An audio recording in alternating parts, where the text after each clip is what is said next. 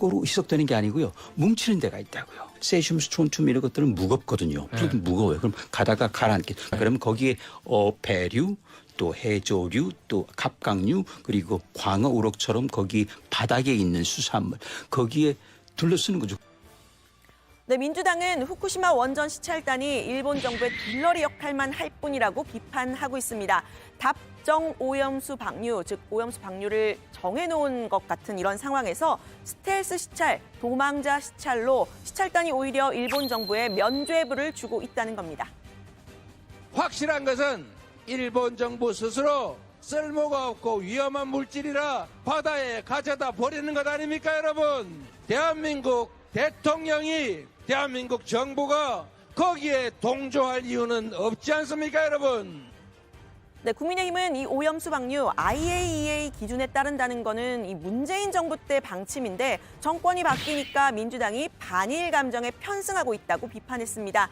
광우병, 천안함, 사드 전자파에 이은 무책임한 괴담 선동이다 이렇게도 비판을 했는데요. 오늘은 북한의 핵 폐기물은 왜 한 번도 문제 제기하지 않느냐고 따졌습니다. 북한의 핵 쓰레기와 채굴 폐수에 대해서는 왜 어떤 이의도 제기하지 않습니까? 광산에서 나오는 폐기물은 후쿠시마 원전수보다 훨씬 더 위험합니다. 화학물질을 부어 우라림을 분리한 후 폐수를 예성강을 통해 서해로 방출하고 있습니다. 북한엔 알프스 같은 기기조차 없습니다. 일본 후쿠시마 원전 오염수 시찰단이 어제 처음으로 원전에 들어가 내부를 확인했습니다. 알프스로 불리는 오염수 정화 장치와 오염수를 보관하는 K4 탱크 등을 확인했습니다. 시찰단은 오늘까지 원전 시찰을 이어가는데요. 제대로 된 검증이 이뤄질지는 아직 의문입니다. 김재현 기자입니다. 후쿠시마 원전 시찰단은 어제 오전 10시쯤부터 원전에 들어가 약 9시간 동안 시찰을 했습니다.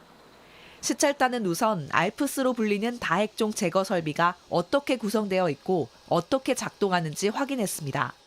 방류하기 전 오염수를 보관하고 핵종을 측정하는 K4 탱크도 확인했습니다. 또 설비의 컨트롤 타워인 운전 제어실에서 이상 상황이 발생했을 때 어떻게 제어하는지도 살펴봤습니다. 유국희 시찰단장은 이날 계획했던 설비는 다 봤다며 과학적인 영역에 집중하려고 한다고 밝혔습니다. 하지만 이번 시찰은 언론에 공개하지 않았습니다. 시찰단이 직접 오염수 시료 채취도 하지 않아서 검증이라고 부를 수 있을지는 의문입니다. 시찰단은 오늘도 육안으로 시찰을 이어갑니다. 알프스 설비를 거치기 전과 후에 오염수 시료를 채취해 방사성 수치를 측정하는 화학 분석동을 보게 됩니다. 분석 장비가 뭔지, 어떤 절차로 핵종을 분석하는지 집중해서 볼 예정이라고 시찰단은 밝혔습니다.